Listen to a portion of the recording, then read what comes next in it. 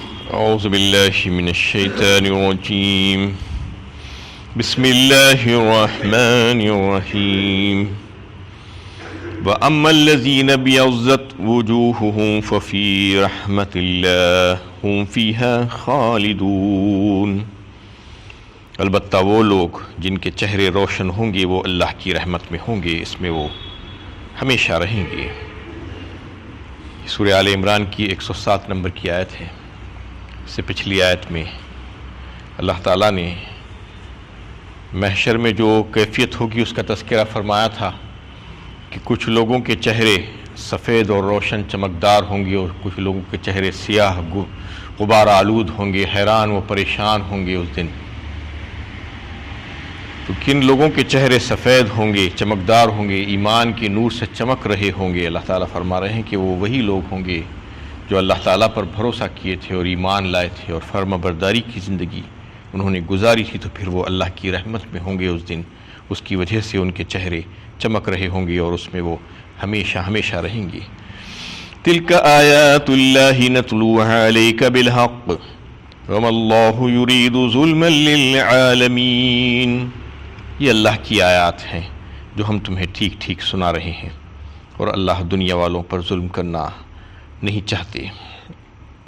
وَلِلَّهِ مَا فِي السَّمَاوَاتِ وَمَا فِي الْأَرْضِ وَإِلَى اللَّهِ تُرْجَعُ الْأُمُورُ۔ جو کچھ آسمانوں میں ہے اور جو کچھ زمین میں ہے سب اللہ ہی کے لیے ہے، اور سارے معاملات بالآخر اسی کے حضور پیش ہوں گے۔ یہ تمام باتیں جو بتائی جا رہی ہیں، جو واقعات، جو حالات سنائے جا رہے ہیں، جو احکامات بتائے جا رہے ہیں، یہ سب کے سب اللہ کی طرف سے ہے۔ اس میں کسی انسان کا کوئی عمل دخل نہیں ہے۔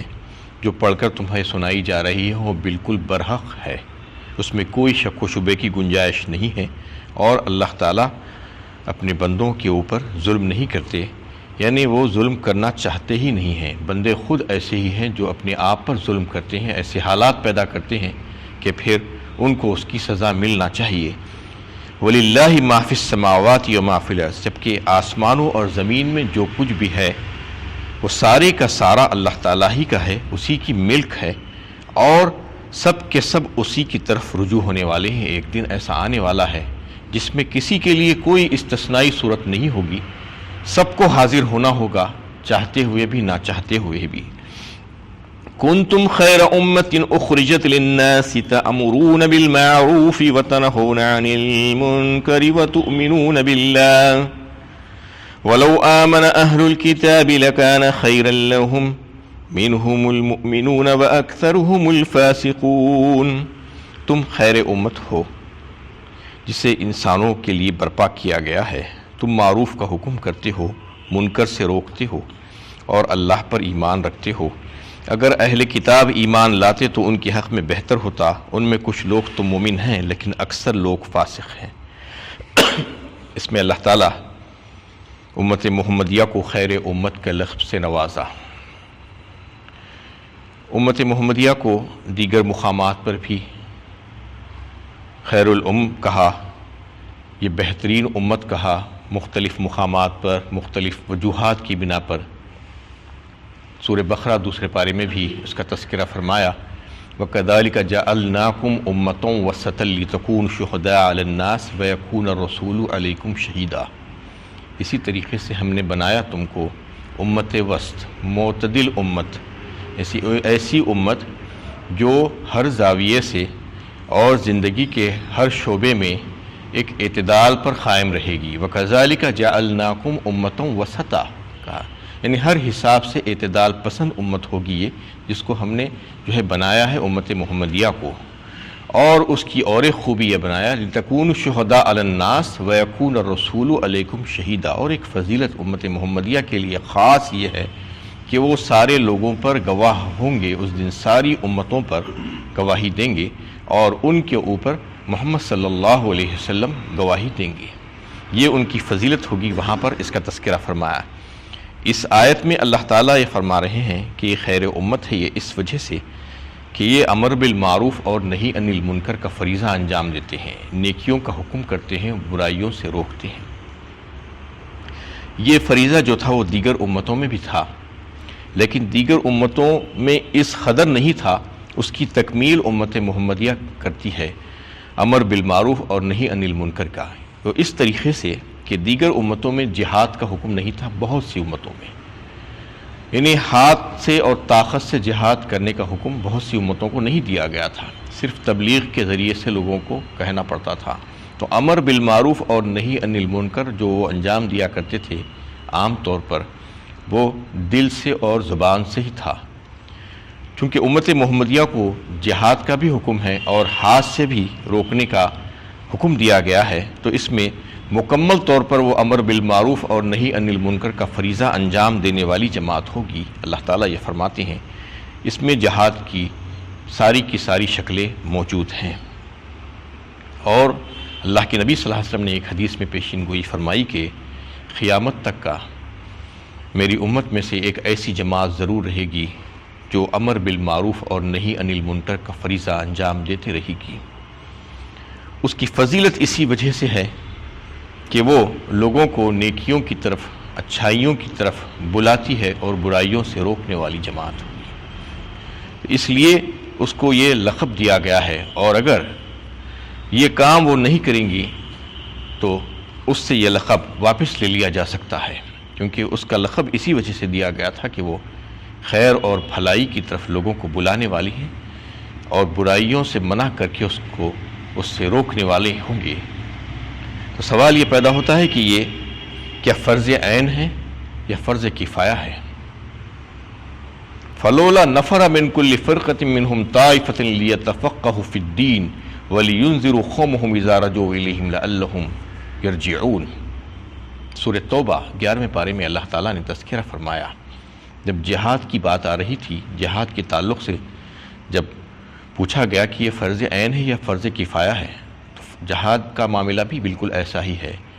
عام حالات میں تو فرض کفایہ ہی ہوگی جہاد بھی، اسلامی جہاد جو ہوگی عام حالات میں فرض کفایہ ہوگی، لیکن خصوصی حالات میں جب کیسے حالات اگر پیش آ جائیں اور مسلمانوں کا امیر اور خلیفہ اگر یہ اعلان کر دے کہ سب کے سب شامل ہونا ہوگا، جیسے تبوک کی جنگ میں یا دیگر بعض موقعوں پر جو ہے بلایا گیا تھا سب کو، تو اس وقت فرض عین ہو جاتی ہے، لیکن عام حالات میں فرض کفایہ ہی رہتی ہے جہاد بھی۔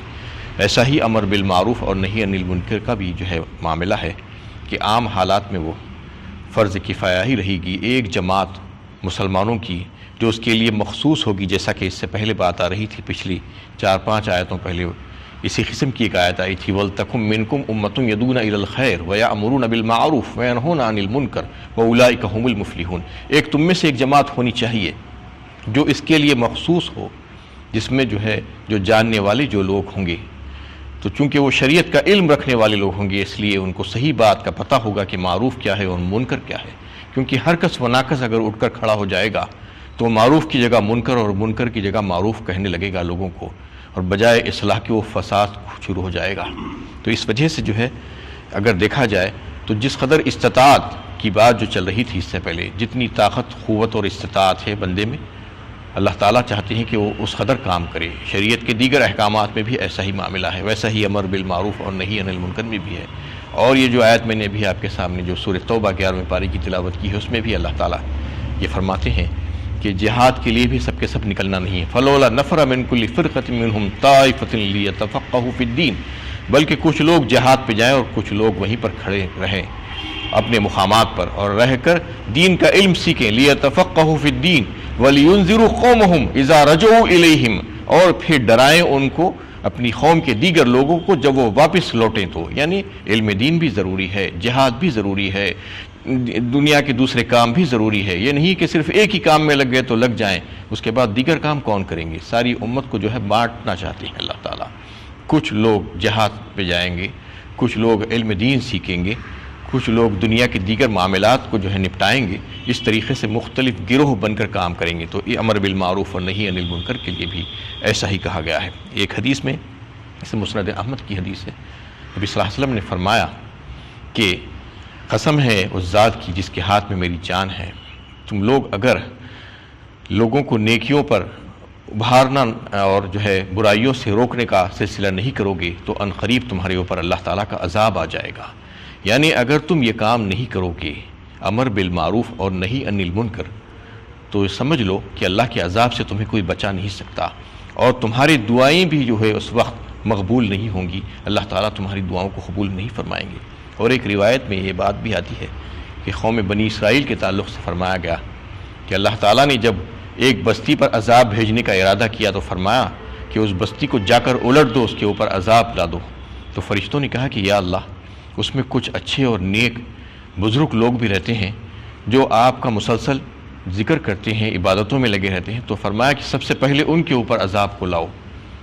تو اس وجہ سے کہ وہ لوگ اللہ کا ذکر تو کر رہے تھے اور دیکھ رہے تھے کہ منکر ہو رہا ہے، اللہ کی نافرمانیاں ہو رہی ہیں، سارے معاشرے میں گناہ پھیلے ہوئے ہیں، لیکن ان کو اس سے تکلیف نہیں ہو رہی تھی اور اس کو وہ روکنے کی کوشش نہیں کرتے، صرف اپنے آپ میں مگن تھے، اللہ کا ذکر کر رہے تھے، عبادتیں کر رہے تھے۔ تو یہ بتایا جا رہا ہے کہ صرف اللہ کا ذکر اور عبادتیں کافی ہونے والی نہیں ہیں، جیسا کہ سورۃ العصر میں جو ہے اس بات کو بتایا گیا کہ امت مسلمہ کے لیے کہ اگر تم نجات چاہتے ہو تو 4 باتیں تمہارے لیے ضروری ہیں، 4 شرائط ہیں۔ والعصر ان الانسان لفی خسر الا الذین آمنوا وعملوا الصالحات وتواصوا بالحق وتواصوا بالصبر۔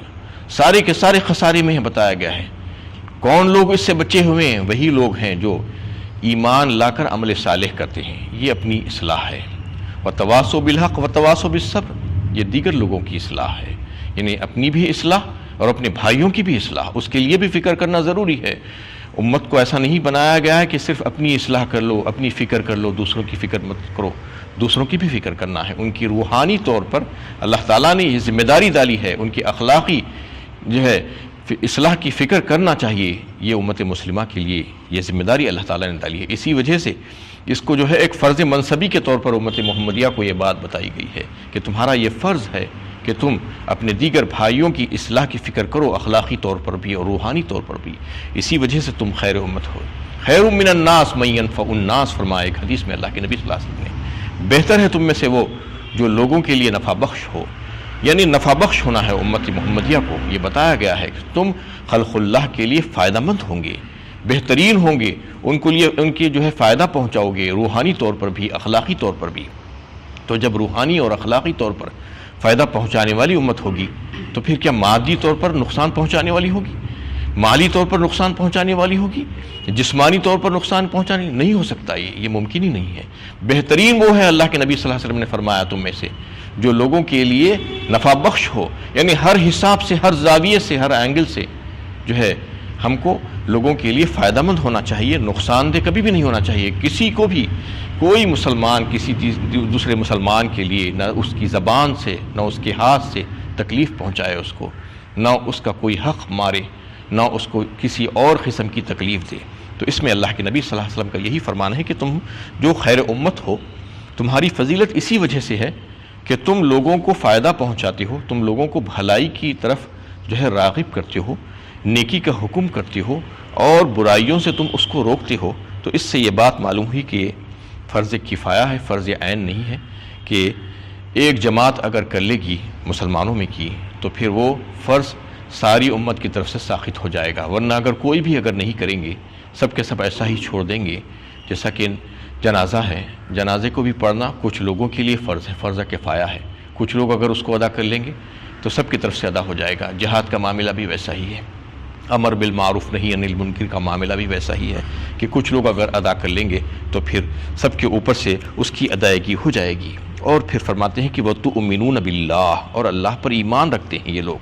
اللہ پر ایمان تو دیگر امتوں کے لوگ بھی رکھا کرتے تھے، لیکن وہ ایمان اور یہ ایمان میں فرق ہے۔ اللہ تعالیٰ بتانا چاہ رہے ہیں کہ ان کا جو ہے جو ایمان ہوگا، جو امت محمدیہ کا، وہ اعلیٰ درجے کا ایمان ہوگا۔ اس میں جو ہے وہ لوگ امر بالمعروف اور نہی عن المنکر کا فریضہ بھی انجام دیں گے، اور وسط امت ہوگی، اعتدال والی امت ہوگی، اور ان کے درجات بلند ہوں گے۔ وَلَوْ آمَنَ أَهْلُ الْكِتَابِ لَكَانَ خَيْرًا لَهُمْ مِنْهُمُ الْمُؤْمِنُونَ وَأَكْثَرُهُمُ الْفَاسِقُونَ، اور اس میں سے جو ہے اہل کتاب میں سے جو ہوں گے وہ اگر ایمان لاتے تو ان کے لیے زیادہ بہتر تھا، لیکن ان میں سے اکثر فاسق ہی ہیں، اکثر گنہگار ہی ہیں، بہت کم ایسے ہیں جو ایمان والے ہیں، جیسے عبداللہ بن سلام رضی اللہ تعالیٰ عنہ۔ ان یہودیوں میں سے بہت کم لوگ ایمان لائے اللہ کے نبی صلی اللہ علیہ وسلم کے ہاتھ پر، اور بہت سے لوگوں نے جو ہے آپ کا انکار ہی کیا، فاسق و فاجر ہی زندگی گزاری اور اسی پر ان کی موت ہوئی۔ تو اللہ تعالیٰ فرما رہے ہیں کہ کاش کہ اگر وہ بھی ایمان لاتے تو ان کے لیے حق میں بہتر ہوتا جیسا کہ تم لوگ ایمان لائے ہو۔ وآخر دعوانا ان الحمد للہ رب العالمین۔